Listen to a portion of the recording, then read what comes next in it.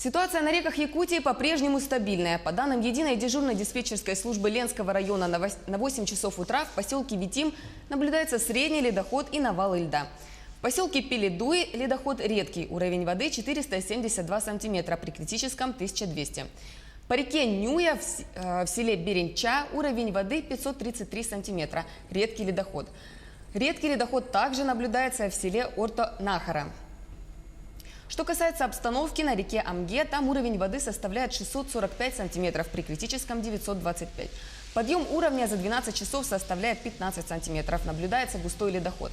Верхняя кромка льда наблюдается у населенного пункта Тегюльтях, нижняя кромка у поселка Мындагай Чурапчинского улуса. В селах и районном центре развернуты пункты временного размещения, проведены работы по отгону скота в безопасные места.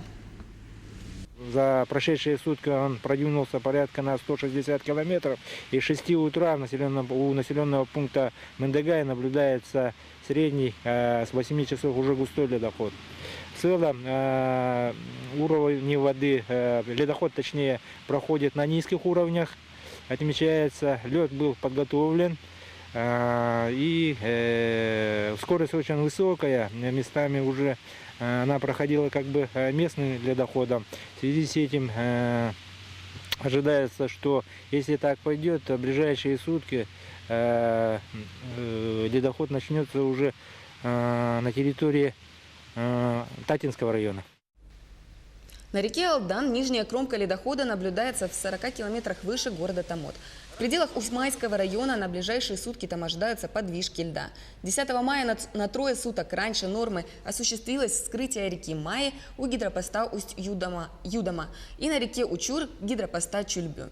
Уровни воды при вскрытии ниже нормы. На всем протяжении реки Вилюй продолжается повышение уровней воды. На участке Сунтар-Нюрба наблюдаются подвижки льда и разводья. С 11 по 14 мая ожидается вскрытие реки Вилюй на участке Сунтар-Верхневилюйск, что на 4-5 суток раньше нормы. На реках Яна, Индигирка и их притоках отмечается незначительный рост уровней воды.